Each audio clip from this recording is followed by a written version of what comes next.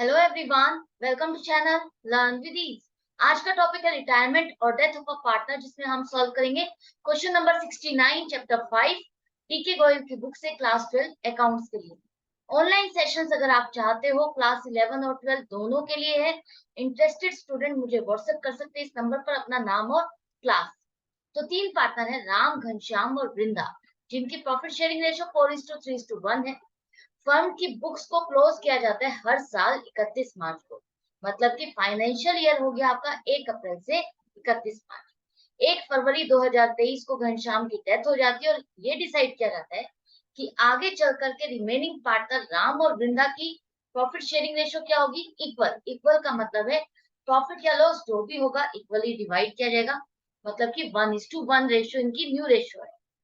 Partnership deed के according जो diseased partner है उसका आपको गुडविल कैसे कैलकुलेट करनी है वो तरीका दिया गया है। उसका शेयर ऑफ प्रॉफिट कैसे कैलकुलेट करना है वो भी दिया गया है। इन सभी इंफॉर्मेशन के बेस पर आपको ये कैलकुलेट करना है और बताना है कि जर्नल एंट्री क्या बनेगी विद वर्किंग नोट्स। तो सबसे पहले देखो गुडविल की एडजस्टमेंट क्या बनेगी। कैलकुलेट करो गुडविल कितनी बनेगी। उसने कहा है कि पिछले 4 सालों के प्रॉफिट्स, इन प्रॉफिट्स में घनश्याम का शेयर कितना बनता है, उसके अकाउंट में हमने कितना शेयर ऑफ प्रॉफिट क्रेडिट किया है, उसकी आधी अमाउंट उसका शेयर ऑफ गुडविल बनेगा। तो सबसे पहले हम क्या करेंगे, टोटल ऑफ द प्रॉफिट निकाल लो लास्ट 4 इयर्स के। एक एक साल का प्रॉफिट नहीं करना आपको कि उसमें इस साल में उसके अकाउंट में कितना पैसा गया, इस साल में इसके अकाउंट में कितना पैसा गया, नहीं। हमको एक फिगर चाहिए, कंसोलिडेटेड फिगर चाहिए। तो हम इसका टोटल करके निकाल लेते हैं। टोटल हो जाएगा आपका 3,20,000। पिछले 4 सालों के प्रॉफिट में उसका शेयर कितना बनेगा, प्रॉफिट शेयरिंग रेशियो के हिसाब से देखो 3/8 पार्ट बनेगा। तो वो हो जाएगा 1,20,000। 3/8 पार्ट ऑफ 3,20,000 हो जाएगा आपका 1,20,000 रुपए। इतना प्रॉफिट पिछले 4 सालों में उसके अकाउंट में हम क्रेडिट कर चुके हैं, उसको दे चुके हैं। अब इसका जो आधा अमाउंट बनेगा वो उसकी गुडविल बनेगी, उसका शेयर ऑफ गुडविल बनेगा 60,000। ये 60,000 रुपए की उसकी अमाउंट बनती है गुडविल की, जो कि आप उसको दोगे, उसके बैलेंस में जोड़ोगे। अब ये गुडविल उसको देगा, वही बंदा देगा, वही पार्टनर देगा जिसको इसका शेयर ऑफ प्रॉफिट आगे मिलने वाला है, या जिसको इसका शेयर ऑफ गुडविल मिलने वाला है। जब भी डिस्ट्रीब्यूट होगी, रियलाइज होगी गुडविल, ये गुडविल किसको मिलने वाली है, इसको चेक करने के लिए आपको चेक करना होगा ओल्ड रेशो तीनों पार्टनर की, और न्यू रेशो क्या हो गई है राम और वृंदा की 1:1। तो यहाँ पर न्यू रेशो में किसका शेयर ऑफ प्रॉफिट बढ़ गया, जिसका शेयर ऑफ प्रॉफिट बढ़ गया है उसी को घनश्याम के जाने के बाद उसका शेयर ऑफ प्रॉफिट उसे मिल रहा है। तो आप चेक कैसे करोगे, आपको कंपेयर करना होगा new ratio minus old ratio. Compare करने पर राम के शेयर ऑफ प्रॉफिट में कोई चेंज नहीं आ रहा, जैसे उसका पहले था वैसे ही उसका आगे चल करके भी उतना ही शेयर ऑफ प्रॉफिट है, उसमें कुछ चेंज नहीं आ रहा। तो अब चेक करो वृंदा का, वृंदा का चेक करते हो तो उसका शेयर ऑफ प्रॉफिट पहले से बढ़ गया है। उसका शेयर ऑफ प्रॉफिट बढ़ गया कितनी फ्रैक्शन से, 3/8। तो आप चेक करना चाहते हो तो चेक करो, यहाँ पर घनश्याम का शेयर ऑफ प्रॉफिट भी 3/8 बनता है, जो कि टोटली कंप्लीटली वृंदा ने टेक ओवर कर लिया है, एक्वायर कर लिया, परचेज कर लिया। तो गेन सिर्फ वृंदा को हो रहा है। तो आगे चल करके शेयर ऑफ प्रॉफिट घनश्याम का किसको मिलने वाला है, वृंदा को मिलने वाला है। तो आज की डेट में वृंदा परचेज कर रही है तो यही इसको पेमेंट करेगी। तो एंट्री क्या बनेगी, ये गेनिंग पार्टनर है और घनश्याम सेक्रीफाइसिंग पार्टनर है। तो एंट्री बन जाएगी वृंदास कैपिटल अकाउंट डेबिट 60,000 तो घनश्याम कैपिटल अकाउंट 60,000। क्लियर है। ये तो सेम वैसे ही आप कर रहे हो जैसे कि आप रिटायरमेंट के क्वेश्चन में करते हो, कुछ भी फर्क नहीं था। फर्क कहाँ आ रहा है, यहाँ पर देखो जहां आप शेयर ऑफ प्रॉफिट कैलकुलेट करोगे, ये घनश्याम का है, ए का नहीं है, ये करेक्शन कर लेना। Calculation of Ghanshyam share of profit.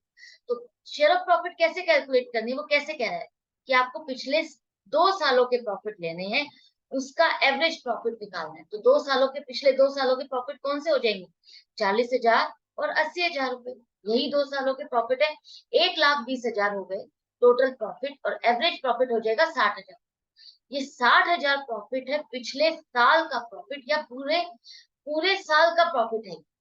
आपको कहां तक चाहिए, जितने टाइम पीरियड के लिए पार्टनर ने काम किया है उतने टाइम पीरियड के लिए चाहिए। तो 1 अप्रैल से 31 जनवरी तक कितने महीने होते हैं? 10 महीने।